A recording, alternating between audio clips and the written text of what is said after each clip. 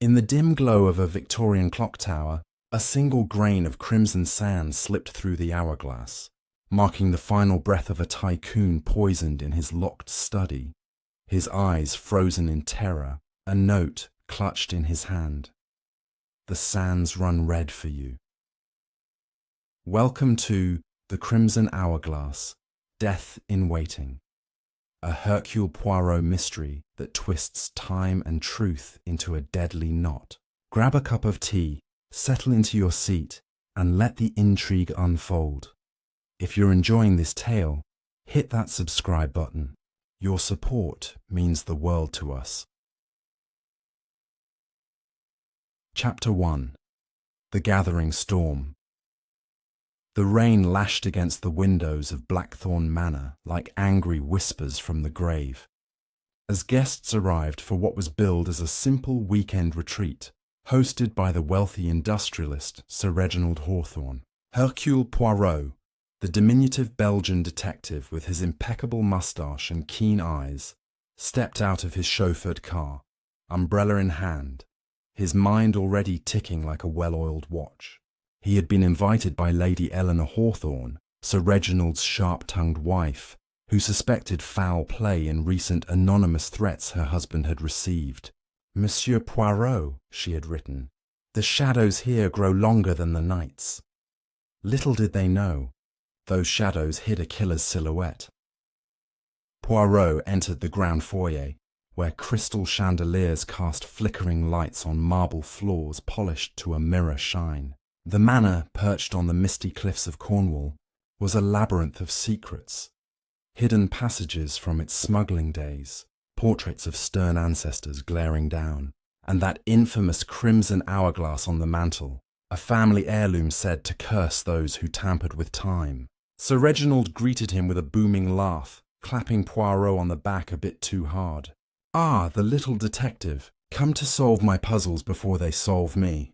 Reginald was a burly man in his 50s, with a red face from too much port and business deals gone sour.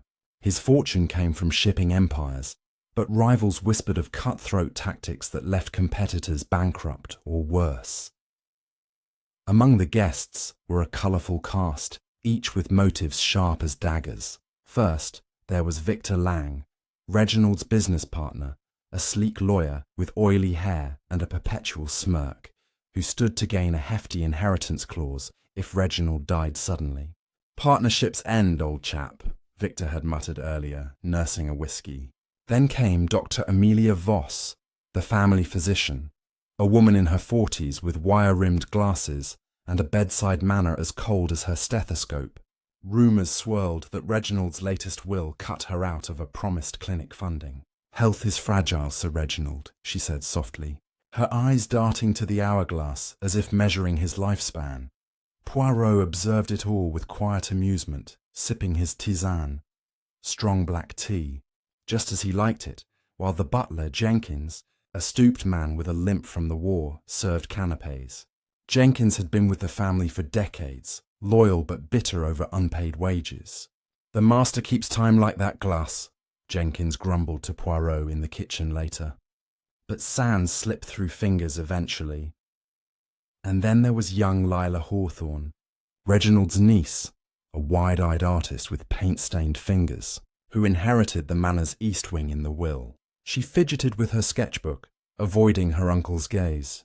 "Family ties are like chains," she confided to Poirot during dinner, her voice a whisper amid the clink of silverware.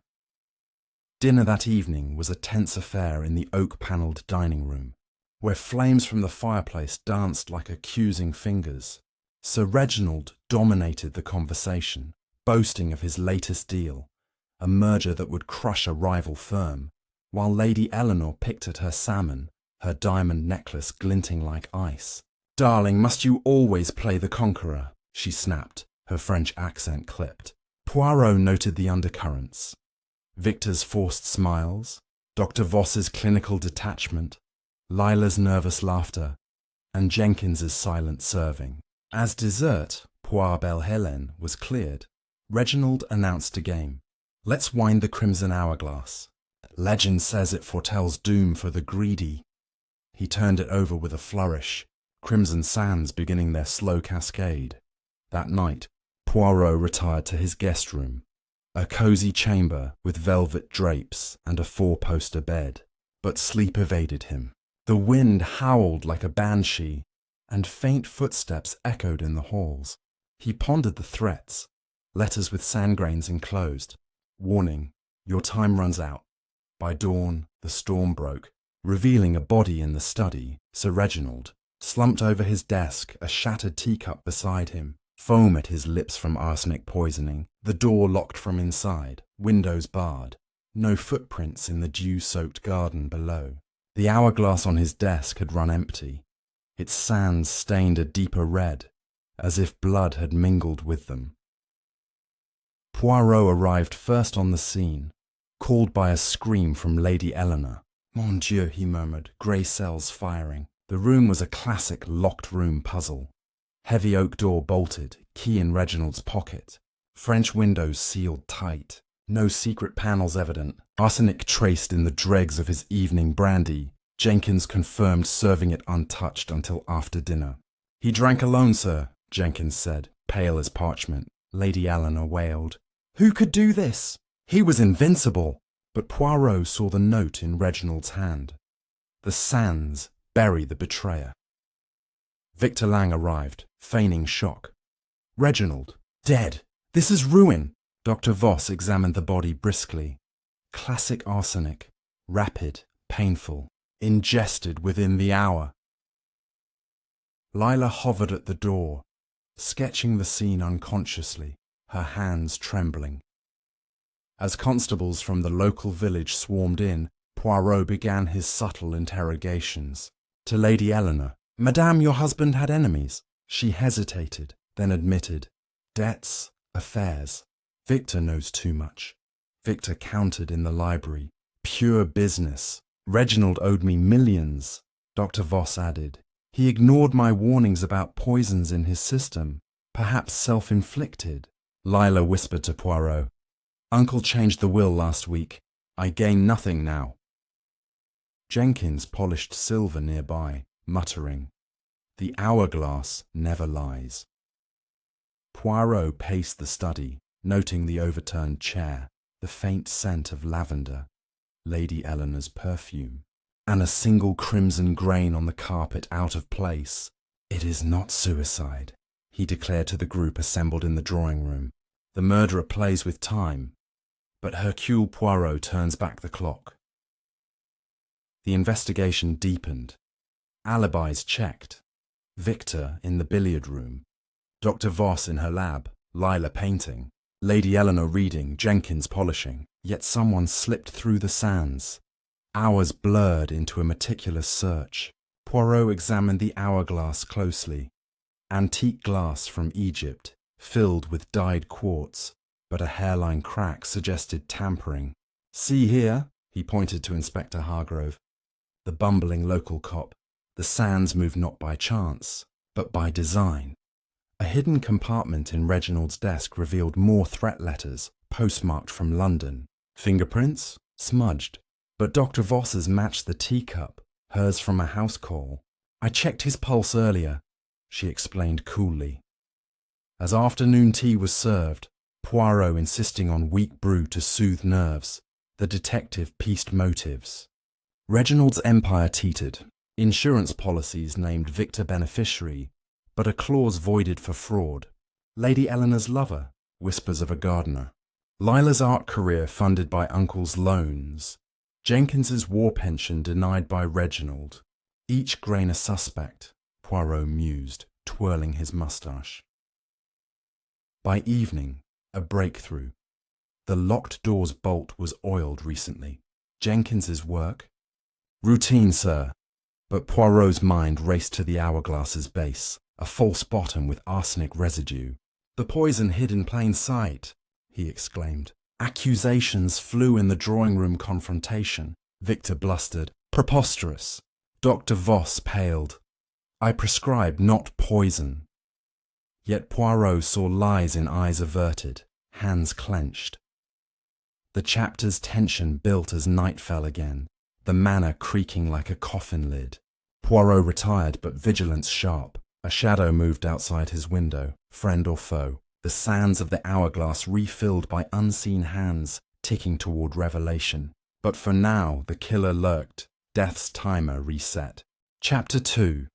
The Ticking Shadows. The dawn broke over Blackthorn Manor with a pale, uneasy light.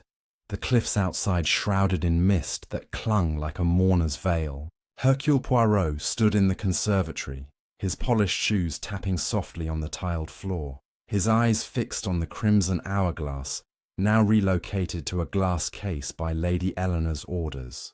"It is cursed," she had whispered, her hands trembling as she locked it away. But Poirot knew curses were human-made, and the killer's hand was still at work. The air hummed with suspicion as the household awoke to a second day of dread. The locked-room murder of Sir Reginald Hawthorne unsolved. The arsenic's source a lingering riddle. Poirot began his morning by retracing the manor's labyrinthine corridors, his notebook filling with sketches of doorways and timelines. The conservatory, with its jungle of ferns and orchids, offered a quiet vantage point to observe the guests. Victor Lang paced the gravel path outside, his cigarette smoke curling like a question mark.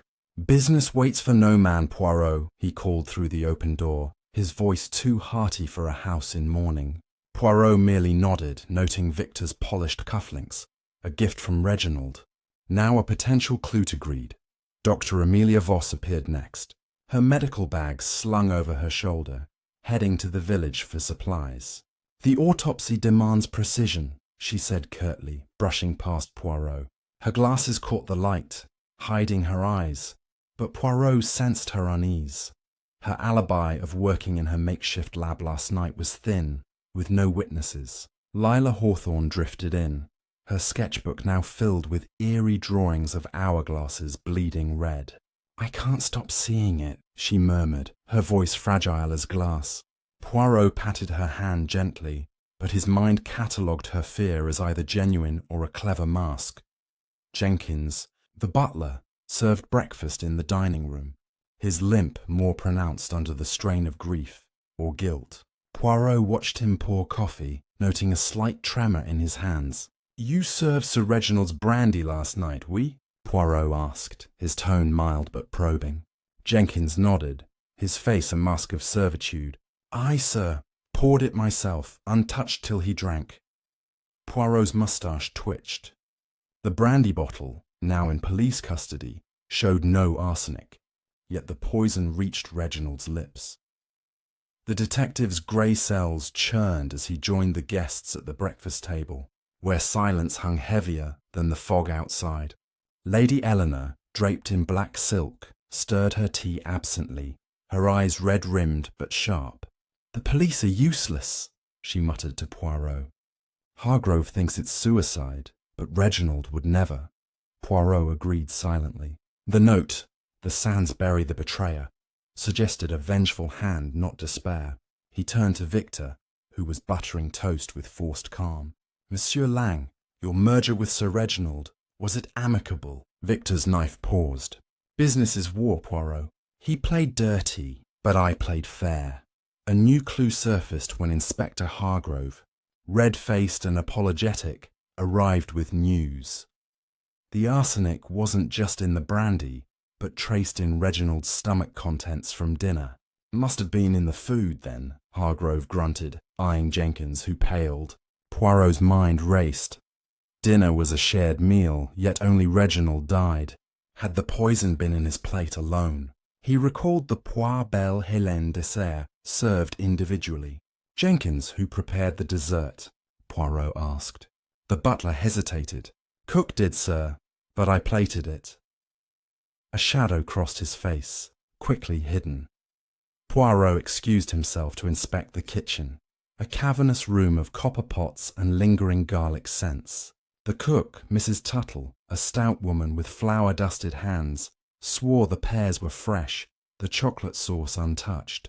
"I'd stake my life on it," she said, crossing herself. But Poirot found a discarded vial under a counter, empty, smelling faintly of almonds, a hallmark of arsenic. He pocketed it, his mind turning to Dr. Voss, whose lab adjoined the kitchen via a servant's passage.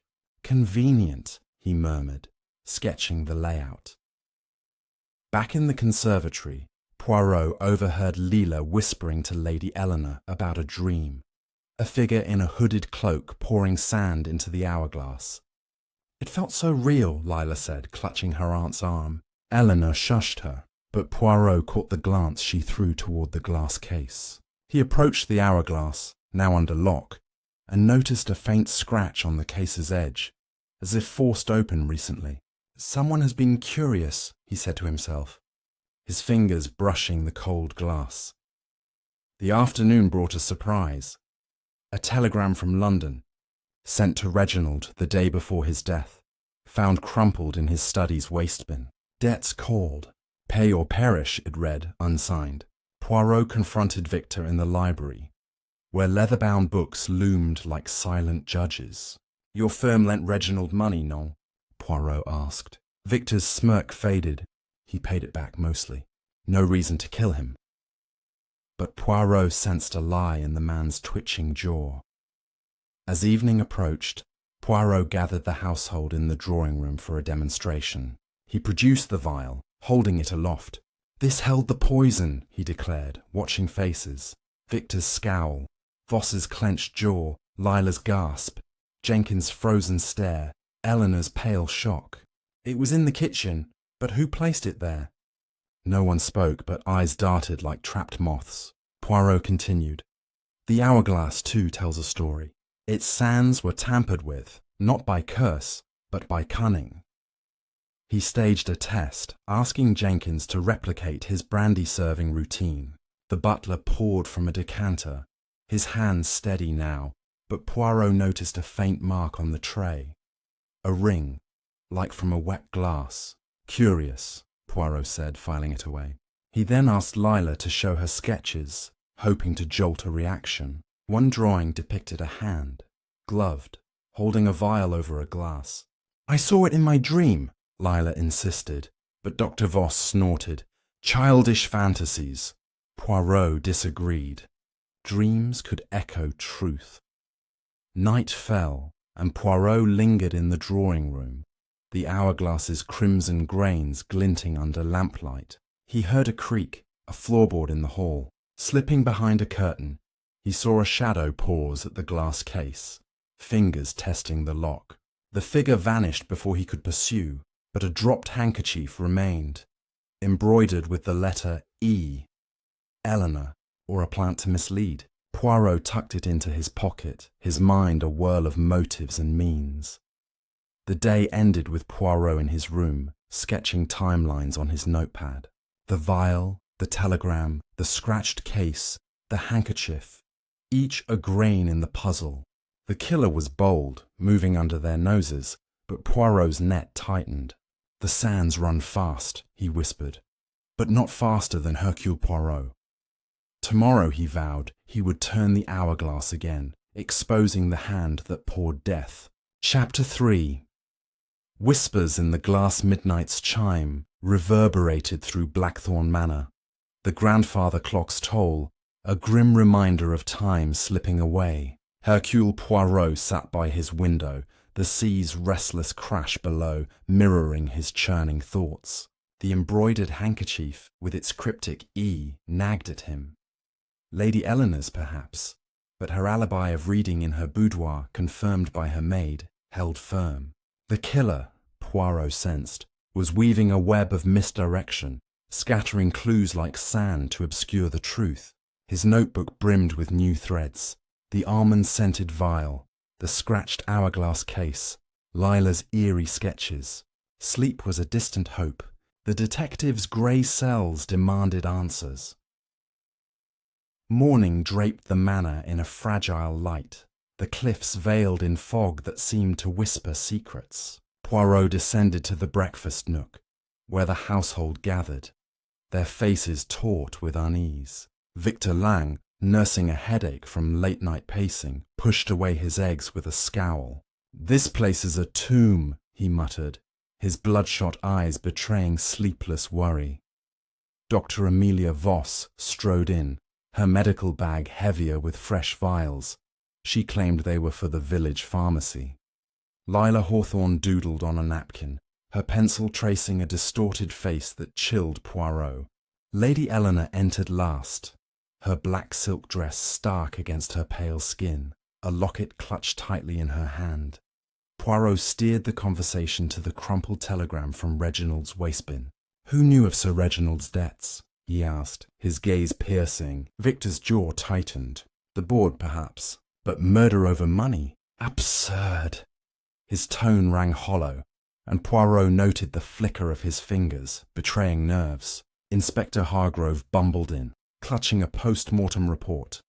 Arsenic ingested around 10 p.m., aligning with Reginald's brandy. No wounds. Room locked tight. Suicide's likely, Hargrove insisted. Poirot's moustache twitched. Non, Inspecteur. Re-examine the Hourglass case.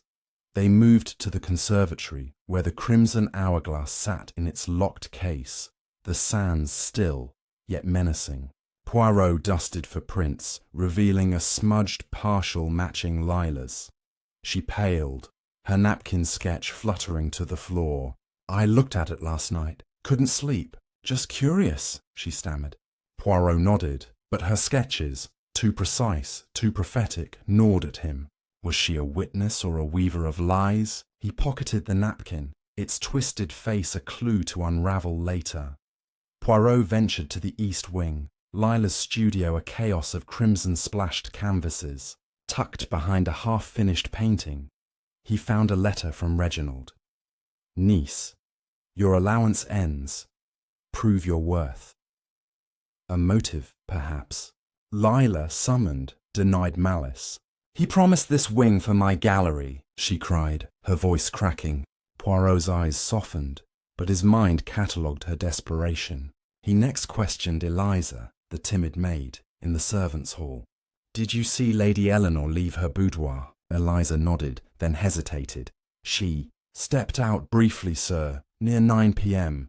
Said she needed air." A crack in Eleanor's alibi.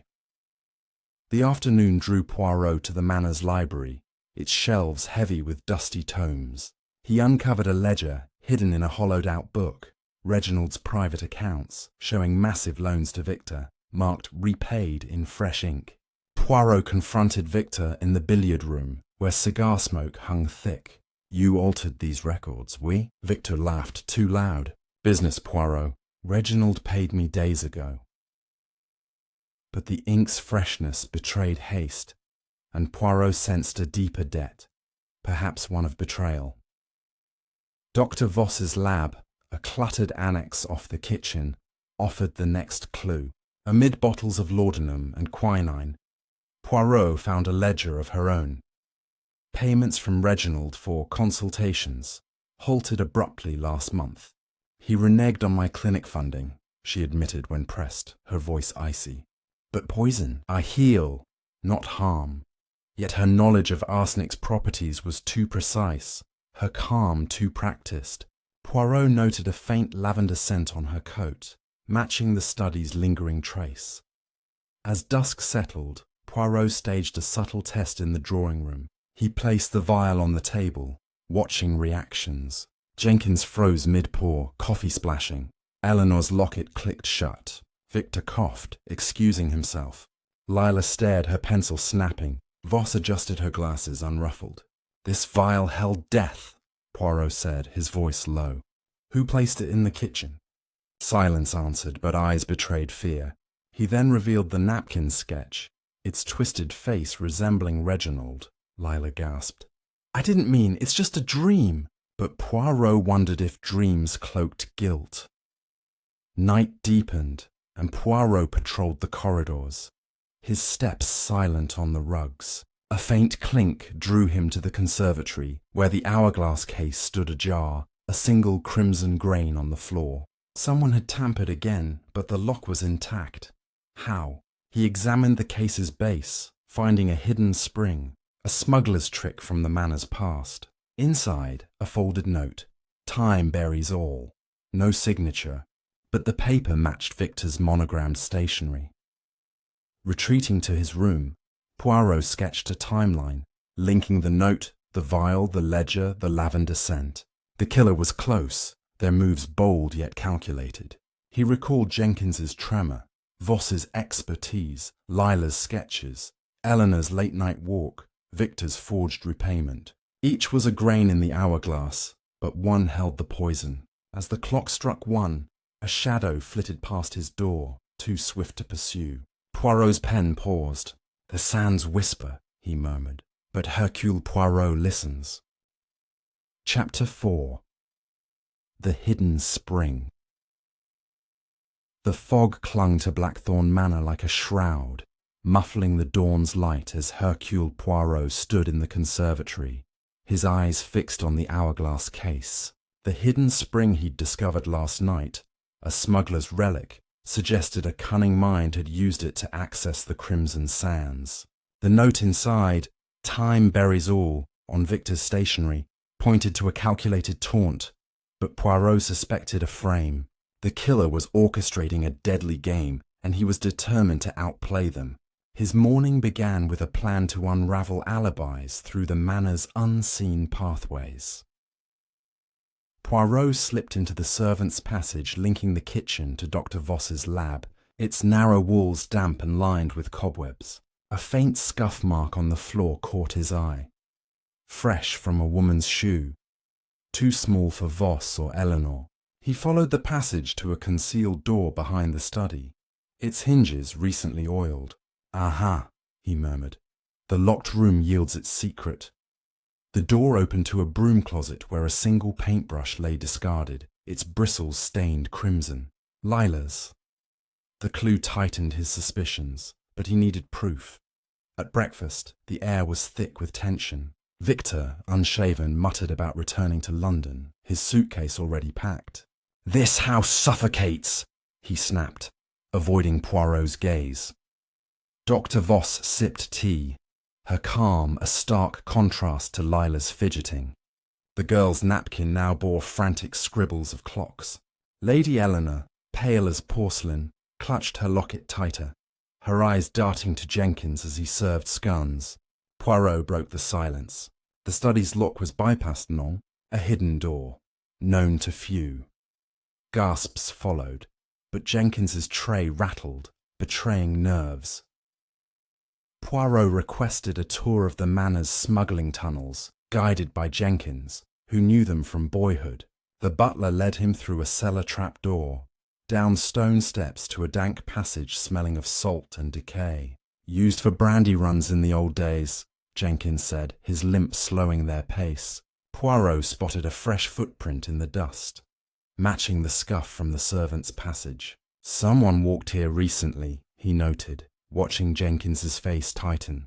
"Not me, sir," the butler insisted, but his eyes flicked upward, toward the study's floorboards.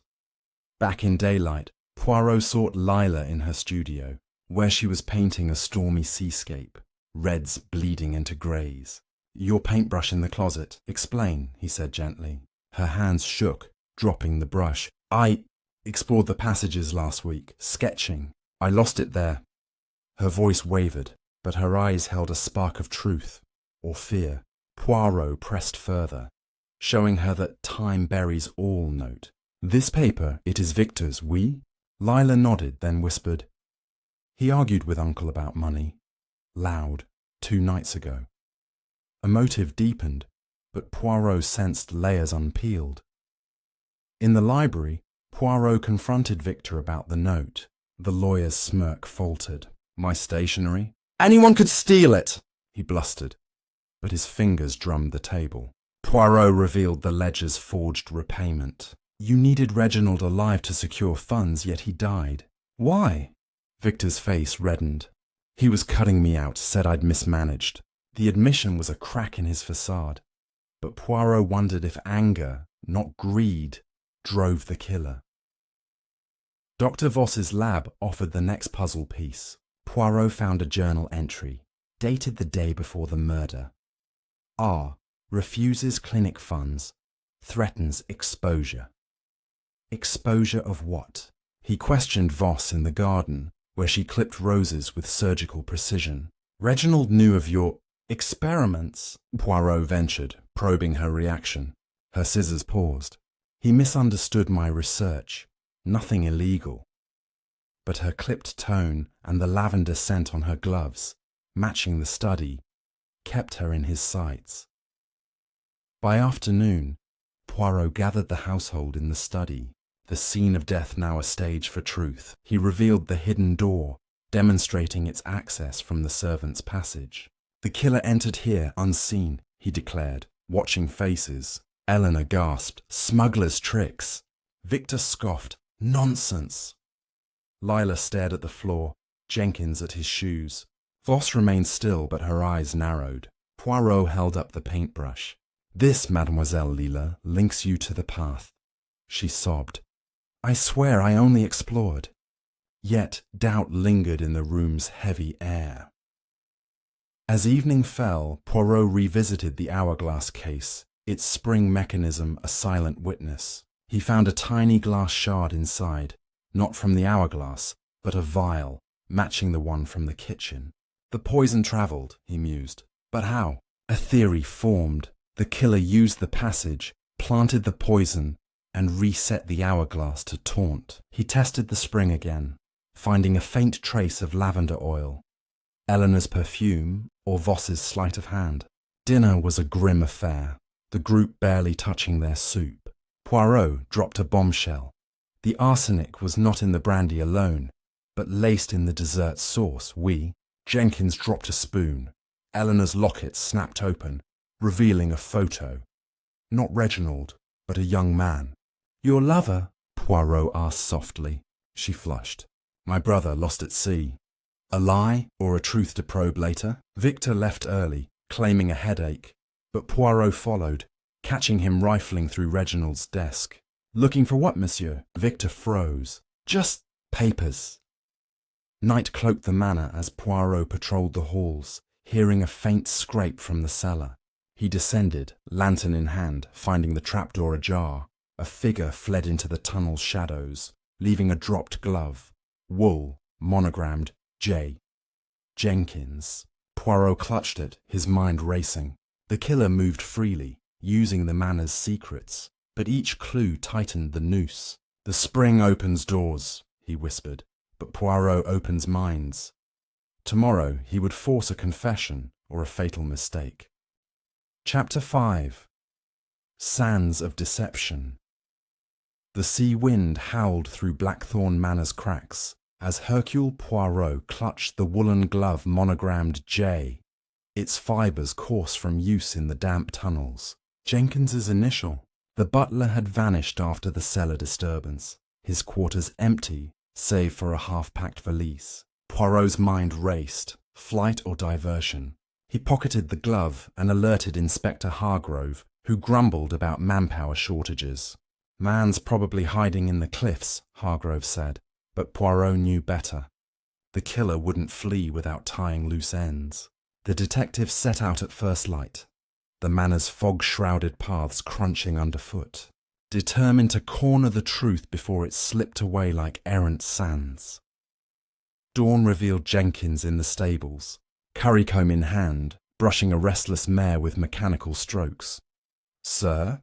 the butler queried, his limp exaggerated in surprise as Poirot emerged from the mist. "The glove, mon ami. Yours without doubt." Poirot held it up, watching Jenkins's face drain of colour.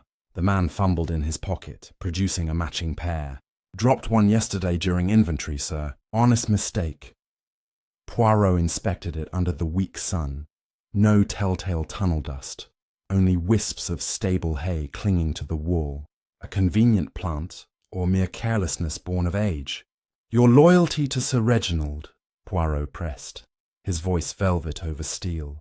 "Was it as unyielding as this manor's stones?" Jenkins's eyes misted. "He pulled me from the gutters after the war, gave me purpose, but the wages, years unpaid, promises broken like glass." Resentment bubbled beneath the servitude, a motive long simmering, now brought to boil by the master's death. Shifting his focus, Poirot ascended to Lady Eleanor's boudoir, where she sat before a vanity, dabbing powder on cheeks flushed with unease. The locket dangled open, its miniature portrait, a young man with sharp features and eyes mirroring Victor's, capturing the light. "Your brother, madame, lost to the waves?" Poirot inquired softly, leaning closer. She snapped it shut with a click like a trap springing. "Yes, drowned off Cornwall years past. Why dredge old sorrows?" But Poirot detected the quiver in her voice, the averted gaze speaking volumes.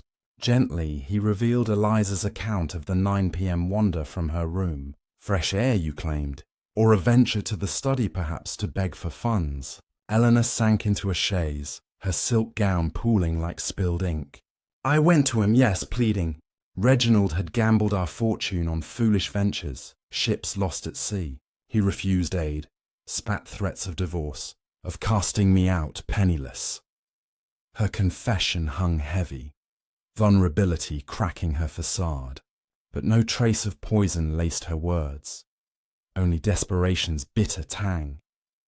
The garden drew Poirot next, where Dr. Voss knelt among herb beds, her basket brimming with digitalis leaves and nightshade berries, scissors snipping with clinical precision.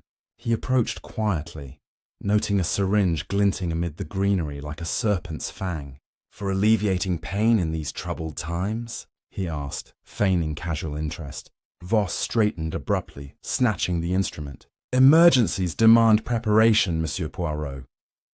But the needle's tip bore a crystalline residue, faint traces of arsenic, confirmed by a discreet taste on his fingertip, almond sharp. She watched him warily. Reginald dabbled in my tonics, ignored every warning of toxicity. An accidental overdose, perhaps, in his desperation.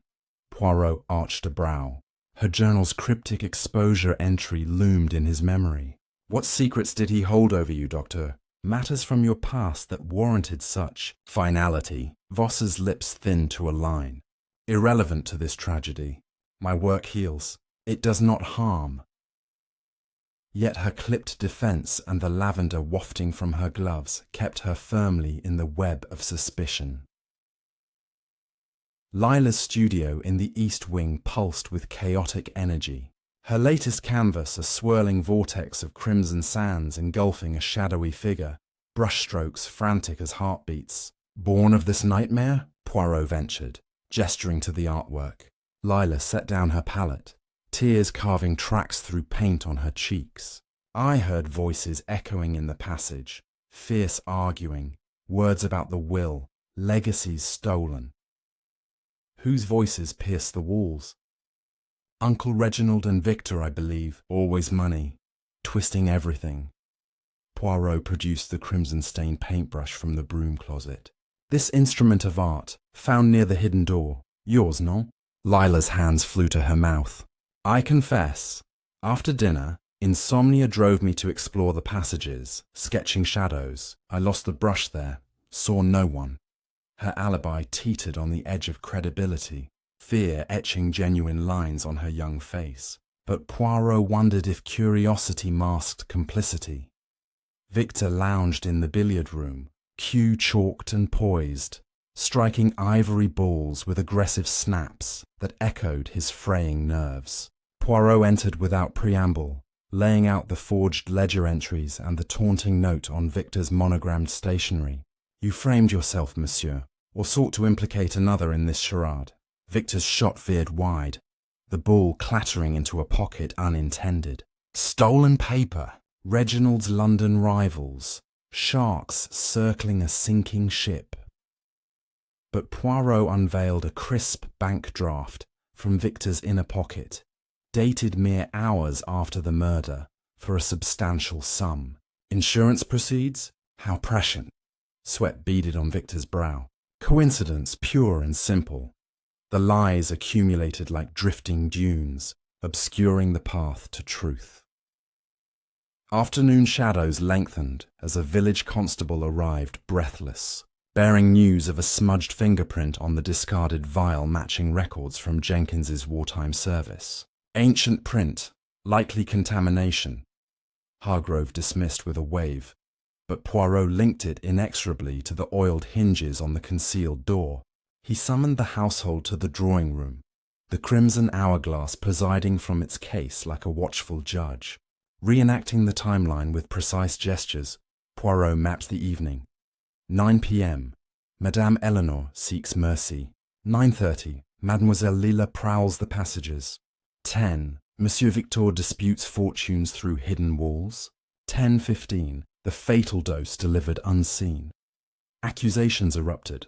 Voss leveling glares at Lila, Victor sneering at Eleanor's tears, the air electric with paranoia.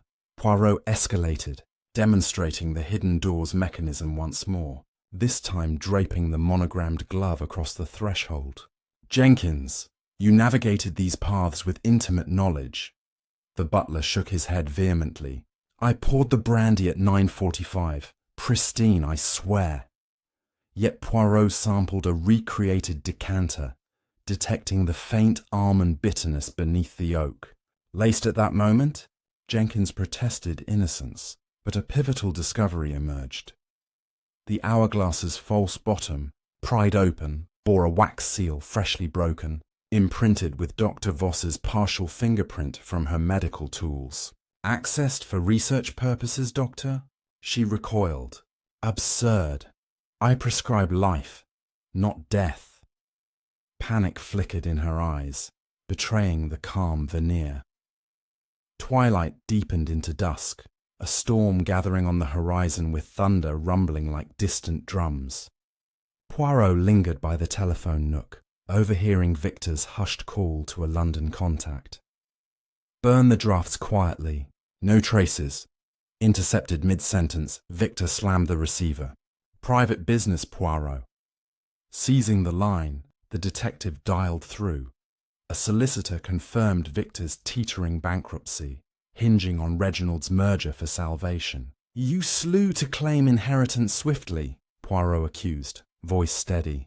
Victor's laugh rang hollow. He was dying regardless. Cancer, whispered Voss. Months of agony ahead. The bombshell rippled through the room when Dr. Voss verified reluctantly. Terminal diagnosis, confided solely to me. He sought painless exit, but I refused. Motives transmuted, mercy killing, or greed hastened by terminal sands. Lady Eleanor dissolved in sobs. He concealed it from me, the coward. Lila's pencil flew across paper, faces warping into accusations. Jenkins burnished silverware in the corner, murmuring, Master merited peace, after all. Night enveloped the manor as the storm broke, rain lashing windows like vengeful spirits. Poirot ventured to the cliff's edge, coat billowing, the sea churning below. A figure materialized from the gloom. Lila, soaked and distraught. I witnessed Voss in the passage, vial clutched like a weapon. But was it revelation or desperate deflection? Escorting her inside, Poirot's thoughts swirled. Deceptions layered upon deceptions. The sands concealed deeper treacheries. Truth enters falsehoods, he murmured, lightning illuminating the hourglass's malevolent gleam from afar. The killer plotted their escape, but Poirot's snare constricted, poised for the unmasking. Chapter 6. The veiled motive thunder rolled over Blackthorn Manor, its echoes mingling with the sea's roar as Hercule Poirot stood in the library, rain-streaked windows casting jagged shadows across the shelves. Lila's claim, Dr. Voss in, the passage, vial in hand, hung like a storm cloud, but Poirot's instincts cautioned against hasty conclusions. The girl's tearful accusation could be truth, or a desperate bid to shift suspicion. The hourglass, its crimson sands locked away, seemed to pulse with secrets yet untold. Poirot's task now was to peel back the layers of deception, tracing motives hidden in the manor's darkest corners. He began the day in Dr. Voss's lab, where the air was sharp with antiseptic, and the faint trace of lavender lingered. She was cataloguing vials, her movements deliberate, but her fingers tightened around a syringe when Poirot entered. Mademoiselle, Lila saw you in the servants' passage, he said, his voice calm but probing. Voss's glasses glinted as she met his gaze. The girl imagines things. Her sketches prove a mind unhinged. Yet Poirot noticed a locked drawer in her desk, its key dangling from her watch chain. Your journal spoke of exposure by Sir Reginald. What did he threaten to reveal? Voss's lips pursed. He suspected I fudged research to secure funding, baseless claims from a paranoid man. Her denial was too polished, and Poirot resolved to search that drawer later. In the drawing room, Lady Eleanor sat knitting, her needles clicking like a metronome. The locket, now tucked beneath her blouse, hinted at secrets beyond a lost brother. Poirot sat beside her, offering a tisane to loosen her guard. Madame, your husband's illness. Was it known to you before Dr. Voss's confession? Eleanor's needles paused, her eyes distant. He hid his pain, but I saw the laudanum bottles, the late-night groans. I begged him to confide, but he shut me out. Her voice cracked, but Poirot caught a flicker of calculation. Did she know more than she admitted? He pressed gently. Your midnight stroll, perhaps to confront him again? She flushed. I wandered, yes, to the cliffs. The sea calms my nerves. Her alibi wavered. The cliffs a convenient void for unverified hours.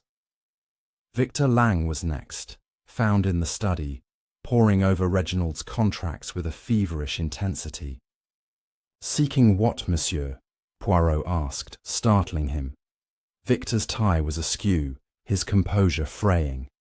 Proof Reginald cheated me. Those merger terms were rigged. Poirot revealed the intercepted call to London, the solicitor's confirmation of Victor's bankruptcy. You needed his death to claim insurance, non? Victor slammed a fist on the desk. I needed him alive to sign the deal. His death ruins me. But Poirot noted a letter opener on the desk, its handle engraved with Victor's initials, its blade gleaming, sharp enough for subtler crimes. Lila lingered in the conservatory, sketching the hourglass with obsessive detail, its sands now rendered as blood droplets. Poirot approached softly.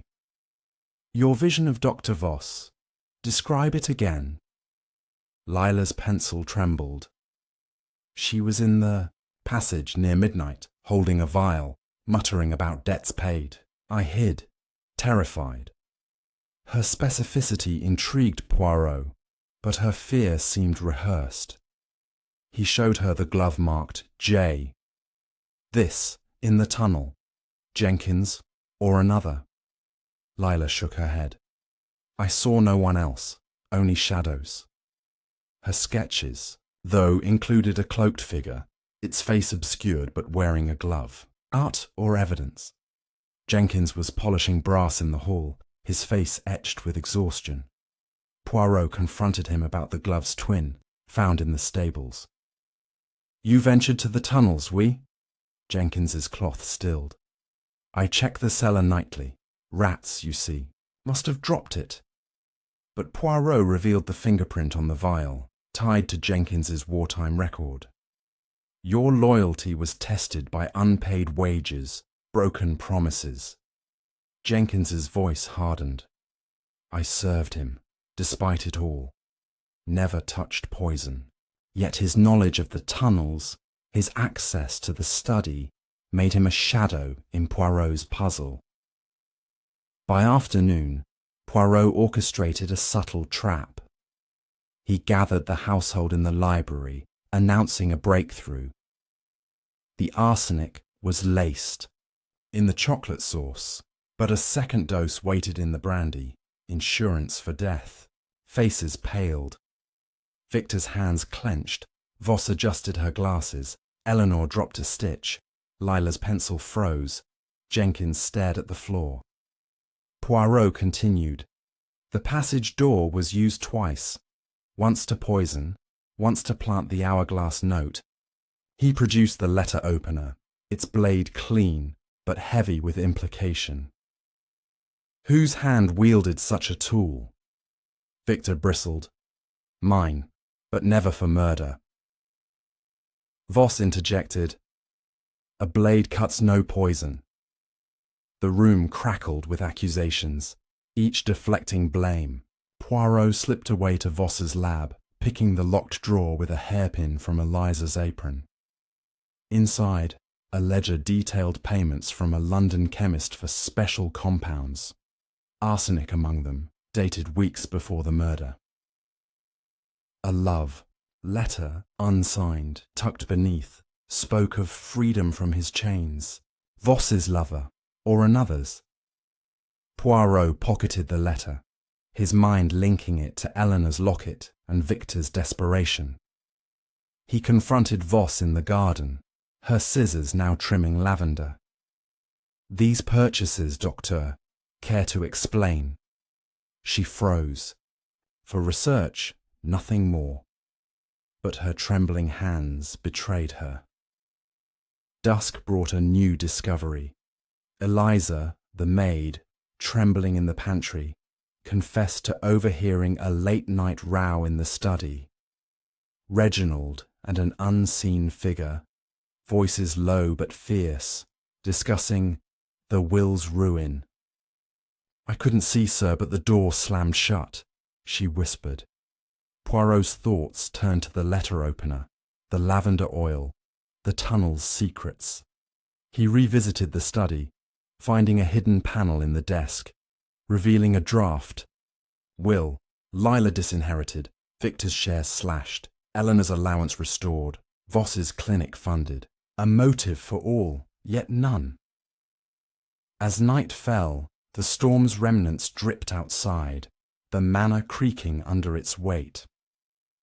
Poirot stood by the hourglass, its case now sealed by Hargrove's orders. A faint creak from the passage drew his ear. A footstep, deliberate. He followed, lantern dimmed, to the cellar, where a cloaked figure slipped through the tunnel's mouth.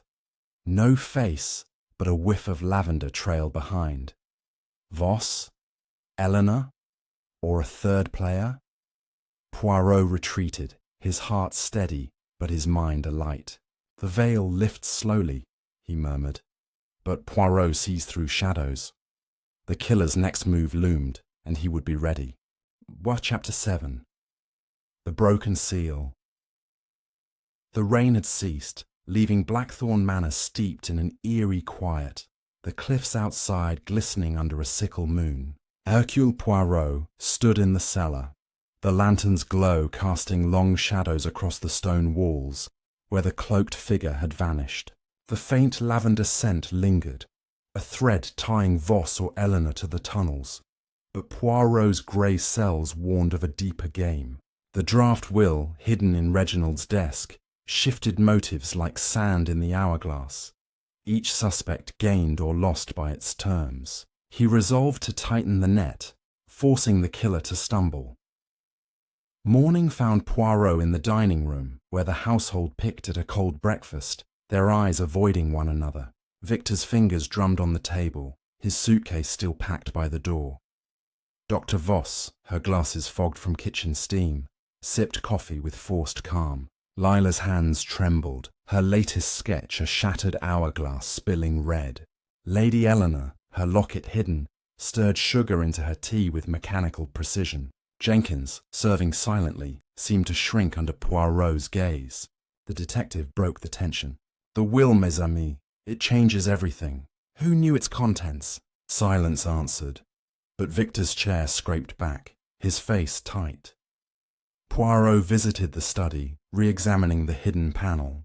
The draft will, penned in Reginald's scrawl, bore a wax seal, broken, with a crest matching a ring Voss wore. He sought her in the lab, where she was grinding herbs, the air thick with mint and suspicion. This seal, doctor. Your ring, no? Poirot held up the document. Voss's pestle paused, her eyes narrowing. A family heirloom, gifted by Reginald years ago. He used it for private papers. Her voice was steady, but her fingers brushed the locked drawer, now empty since Poirot's earlier search. He pressed further. The love letter within, yours? She stiffened. Private correspondence, irrelevant. But the letter's promise of freedom echoed Reginald's threats of exposure. In the East Wing, Lila's studio was a storm of half-finished canvases, one depicting a cloaked figure pouring sand into a vial. Poirot showed her the broken seal. "This crest, mademoiselle, seen in your wanderings." Lila's eyes widened. "Uncle's signet ring. He used it for important letters. I saw it on Dr. Voss once during a house call." Her voice quavered, but Poirot sensed truth beneath her fear. He asked about the cloaked figure. "A dream or—" "I saw someone in the passage, after the row about the will." Her sketch matched the cellar's shadow, deepening the puzzle. Victor was in the billiard room, chalking his cue with restless energy. Poirot confronted him with the draft will's cuts to his share. "You argued with Reginald, oui? His ruin was yours." Victor's shot went wild, the cue ball spinning off the table. "He betrayed me, promised partnership, then slashed my stake." His anger flared, but Poirot noted his polished shoes, free of tunnel dust. "You knew of the hidden door." Victor scoffed. "Old tales, nothing more." Yet his eyes flicked to the study's wall, betraying knowledge. Lady Eleanor walked the cliffs, her shawl billowing like a sail. Poirot joined her, the sea's roar masking their words. "The will restores your allowance, madame." A reason to hasten his end? Her locket slipped free, revealing the young man's face. Victor's, not a brother's. She clutched it, tears falling. "My cousin, not lover. Reginald threatened to expose our family's debts, to ruin Victor's name." Her confession painted a new motive, protecting kin, not just wealth. But her cliffside wanderings at the murder's hour left gaps unfilled. Jenkins was in the pantry, counting silver with a trembling hand. Poirot showed him the glove, then the will's seal. "You served Reginald's papers. Did you see this crest?" Jenkins nodded slowly. "Aye, sir, on his desk, but I never touched it." His voice cracked, and Poirot recalled the butler's unpaid wages, a grudge etched deep. "The tunnels, Jenkins. You navigated them that night?" The butler's eyes darted away. "Only for rats, as I said." But a smudge of wax on his cuff, unnoticed till now, linked him to the seal. By afternoon, Poirot gathered the household in the conservatory, the hourglass looming in its case. He revealed the broken seal, its crest tying Voss and Reginald's secrets. "Someone forged this will, or ensured its discovery," he declared, watching reactions. Voss adjusted her ring. Eleanor's locket clicked shut. Victor's jaw clenched. Lila's sketchbook fell. Jenkins polished a non-existent spot. Poirot staged a test, placing a decoy vial, empty, dusted with powder near the hourglass. "Let us see who claims it," he said, dismissing them. Dusk fell, and Poirot hid in the conservatory's ferns, eyes on the vial. Footsteps approached. A hand reached, gloved, but hesitated, retreating into shadow. The scent of lavender lingered, but no face emerged. He checked the vial, untouched, but a fresh scratch marred the hourglass case, as if tested again. Poirot's mind raced. The killer was circling, wary but compelled. He found a torn scrap of paper nearby, scrawled with "Debts paid in time," in Reginald's hand, or a mimic's. Night cloaked the manor as Poirot patrolled the corridors, hearing a muffled thud from the library. He entered to find a book fallen, its pages open to a history of the manor's smuggling days. A marked passage detailed a second tunnel leading to the cliffs. Poirot followed it, lantern low, emerging at a cave mouth where the sea churned below. A rope lay coiled, fresh knots suggesting recent use. Escape route or staging ground? A glint caught his eye. A cufflink engraved with a V, half buried in the sand. Returning to his room, Poirot sketched connections. The seal, the cufflink, the lavender, the torn note. The killer wove a tapestry of half-truths, but the threads were fraying. "The seal breaks, revealing hearts," he murmured, his pen circling Victor's name. Yet Voss's ring and Eleanor's locket lingered in his thoughts. The hourglass ticked on, its sands a countdown to confrontation. Chapter 8. The Cufflink's Shadow. The moon hung low over Blackthorn Manor, its pale light glinting off the cufflink in Hercule Poirot's palm, the engraved V a silent accusation in the cave's damp air. Victor's, or another clever plant to muddy the trail. The rope, knotted with precision, suggested a killer prepared for flight, or a trap to lure Poirot to the cliffs. The sea's relentless churn below echoed the urgency in his mind. The murderer was growing bolder, the hourglass's sands dwindling. Poirot returned to the manor, his steps silent, determined to unravel the cufflink's truth before the killer struck again. Morning broke with a brittle calm. The household gathered in the dining room, their faces etched with fatigue and fear. Victor, his shirt rumpled, avoided Poirot's gaze, one cuff bare. Dr. Voss, her ring glinting, sliced fruit with surgical precision. Lila's sketchbook lay closed, her hands still as if afraid to draw more truths. Lady Eleanor, her shawl drawn tight, stared at the sea through the window. Jenkins poured tea, his movements stiff, a faint wax smudge still on his cuff. Poirot began with a question. "Monsieur Victor, your cufflink, where is its twin?" He held up the gleaming clue, watching Victor's face pale. "Lost it days ago," he stammered. "Anyone could have taken it." His denial was swift, but his eyes betrayed a flicker of panic. Poirot sought Dr. Voss in her lab, where bottles clinked softly as she sorted them.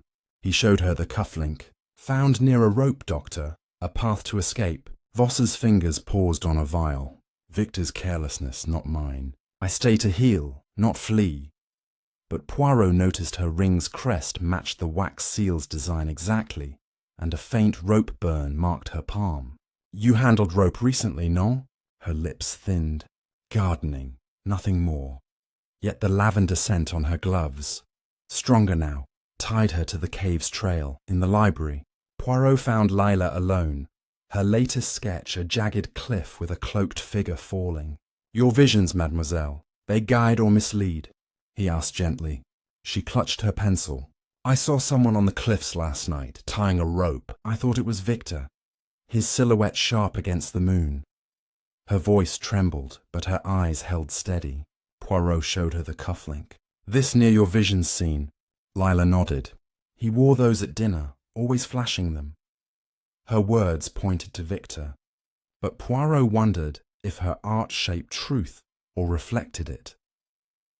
Lady Eleanor was in the conservatory, tending orchids, her locket now pinned shut. Poirot approached, cufflink in hand. "Madame, your cousin Victor, his loss is yours?" Eleanor's fingers faltered, snapping a stem. "He's family but reckless. Reginald despised his debts." She admitted seeing Victor near the cliffs 2 nights prior, pacing, muttering about ruin. Her confession deepened Victor's shadow, but Poirot noted her shawl's hem, damp, flecked with sand from the cave. "You walked the cliffs again, oui?" She nodded, eyes downcast. "To pray, nothing more." Her piety rang hollow. Jenkins was in the cellar, stacking crates, when Poirot confronted him with the cufflink and wax smudge. "You handled Reginald's papers, sealed with this crest." Jenkins's hands shook, dropping a crate. "I sorted his desk, aye, but never broke a seal." Poirot pressed. "The tunnels to the cliffs, you know them well?" Jenkins admitted checking the cave for structural concerns the night of the murder, claiming Reginald's orders. "He feared collapses," he said, but his voice wavered, and Poirot spotted a rope fibre on his coat, matching the cave's coil. By noon, Poirot assembled the household in the study, the cufflink placed on Reginald's desk beside the draft will. "This links to the cliffs, a path to freedom, or death," he declared. Victor's protest rose first. "Planted, I tell you." Voss folded her arms, silent. Lila's eyes darted to her sketchbook. Eleanor clutched her shawl. Jenkins stared at the floor. Poirot revealed the rope's knots, tied with a sailor's skill. "Who among you knows such craft?" Silence fell, but Eleanor's fingers twisted. "Her brother lost to the sea." A sailor's knot in her past. Poirot staged a test, asking Jenkins to demonstrate knot tying with a cord from the curtains. The butler's hands, steady now, formed a perfect bowline, matching the cave's rope. "Learned in the war," Jenkins muttered, but Poirot's eyes narrowed. He then showed the torn note, "Debts paid in time," and watched Voss's ring catch the light. "This paper, Doctor, matches your journal's stock," she bristled. "Common paper, nothing more." Yet her rope burn and lavender scent wove a tighter thread. Afternoon brought a discovery in the library, a sailor's manual, dog-eared at knot-tying pages, hidden in a hollowed book. Victor's initials were scrawled inside, but the book's dust suggested disuse, or a plant. Poirot confronted him in the billiard room, where Victor was downing whiskey. "You sailed in youth, monsieur?" Victor's glass shook. "A summer long ago. Means nothing." But Poirot recalled the bank draft, its timing too perfect, and Victor's bare cuff, a puzzle piece falling into place. As evening settled, Poirot patrolled the cliffs, the cave's mouth dark and silent. He found a second cufflink half buried, its V glinting. A pair now, but whose? Returning to the manor, he overheard Lila whispering to Eleanor in the conservatory. "I saw the rope move, like someone climbed down." Eleanor hushed her, but Poirot caught sand on Lila's shoes, fresh from the cliffs. "You followed, mademoiselle?" Lila froze. "I wanted to understand my dreams." Her truth teetered, her sketches too precise. Night fell, the manor creaking under a fresh breeze. Poirot lingered in the study, the hourglass's shadow long across the desk. A faint scrape sounded from the hidden door. He hid behind a curtain, watching as a gloved hand slipped through, placing a fresh note. "Sands cover sins." The figure retreated, but Poirot glimpsed a ring's flash. Voss's crest. He seized the note, its ink still wet, and his mind raced. The cufflink, the rope, the sailor's knot. Each pointed to a killer tying their escape. "The shadow moves," he whispered, but Poirot's light follows. Chapter 9. The falling sands Blackthorn Manor lay under a restless sky. The moon veiled by clouds that mirrored the secrets thickening within its walls. Hercule Poirot clutched the fresh note. "Sands cover sins," its ink still damp. The glint of Dr. Voss's ring lingering in his memory as the figure vanished through the hidden door. The cufflink pair, the sailor's knot, the sand on Lila's shoes. Each clue tightened the noose, but the killer remained a shadow, slipping through the manor's cracks. Poirot's grey cells burned. The hourglass's crimson sands were running low, urging him to force the truth into the open before the final grain fell. Morning light seeped into the drawing room, where the household gathered, their faces drawn with suspicion. Victor's hands shook as he lit a cigarette, his bare cuff a silent confession. Dr. Voss polished her glasses, her ring catching the sun. Lila clutched her sketchbook, its pages now sealed shut. Lady Eleanor's shawl slipped, revealing a bruise on her wrist, new, unexplained. Jenkins poured coffee, his eyes avoiding Poirot's. The detective began with the note, holding it aloft. "This mes amis was placed last night. Who among you writes of sins?" Victor coughed. Voss's lips tightened. Lila gasped. Eleanor's cup clattered. Jenkins froze. No one spoke, but the air crackled with guilt. Poirot sought Lila in her studio, where a new canvas showed a figure dangling from a cliff, rope frayed. "Your dreams, mademoiselle, they foretell or confess?" he asked, his tone gentle but sharp. Lila's pencil snapped. "I saw it last night, on the cliffs, someone climbing down, then falling." Her voice broke, but Poirot noticed her boots, still sandy, and a rope fibre caught in her sleeve. "You followed again, oui?" She nodded, tears falling. "I thought it was Victor escaping. I wanted proof." Her sketches were too vivid, her presence at the cave too frequent. Innocence or a painter's ruse. In the library, Poirot confronted Victor with the second cufflink. Both found on the cliffs, monsieur. Your escape plan? Victor's cigarette fell, ash scattering. I walked there, yes, clearing my head. Lost them both. Coincidence. But Poirot produced the sailor's manual. Its marked pages damning. You tied the rope, no? Victor's voice rose. I sailed once, but murder, never. His panic rang true. Yet the bank draft's timing and his initials on the book wove a tighter web. Poirot left him sweating, his lies fraying like the rope in Lila's sketch. Dr. Voss was in her lab, sealing vials with wax, her ring's crest gleaming. Poirot showed her the note, its paper matching her journal. This ink, doctor, yours. She set down her wax, her hands steady, but her eyes wary. Anyone could use my supplies. I was in my room last night. But Poirot recalled the lavender scent in the study, the rope burn on her palm. You climbed the cliffs perhaps to hide evidence. Voss laughed, sharp and cold. I dissect bodies, not scale rocks. Yet her journal, now missing a page, suggested secrets torn away. Lady Eleanor sat in the conservatory, her bruise stark against her pale skin. Poirot approached softly. Your wrist, madame. An accident or struggle? She tucked it under her shawl.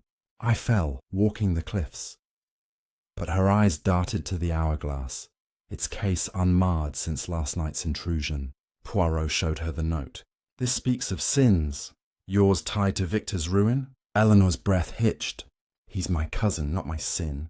Reginald's threats to expose our debts drove me to despair, not murder.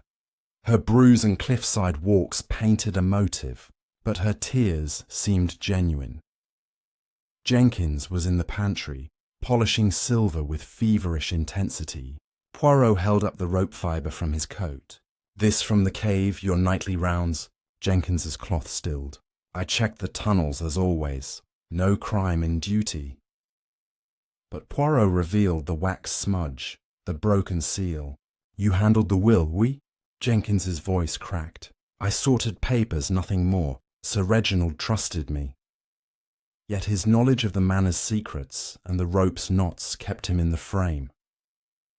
By afternoon, Poirot gathered the household in the study. The hourglass moved to the desk, its sands glinting like blood. He staged a confrontation, placing the cufflink, note and rope fibre before them. The killer used the cliffs, the tunnels, the poison, all planned with care. Victor pointed at Voss. Her poisons, her ring. Voss accused Lila. Her sketches predict every move. Lila blamed Eleanor. She roamed the cliffs. Eleanor turned on Jenkins. He knows every passage. Jenkins shook his head, mute. Poirot silenced them. The rope frayed, as in Mademoiselle Lila's art. Who tied it and who meant to fall? He tested their reactions, asking each to tie a knot with a cord. Victor's was clumsy.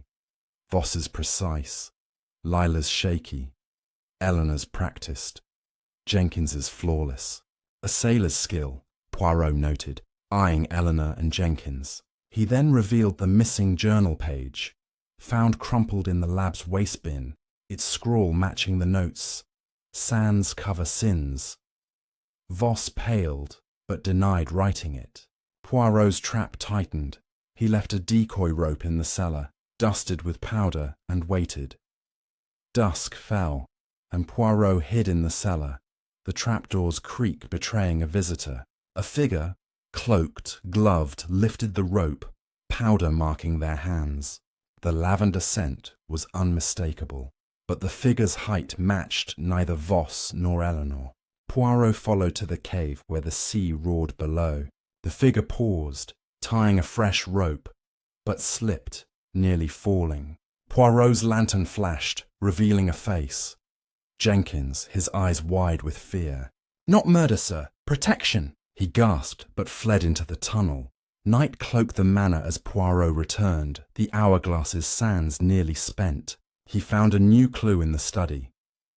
A vial shard, hidden in the desk's panel, etched with a chemist's mark matching Voss's supplies. The killer's plan unravelled, but Jenkins' flight and the lavender scent shifted the puzzle. The sands fall.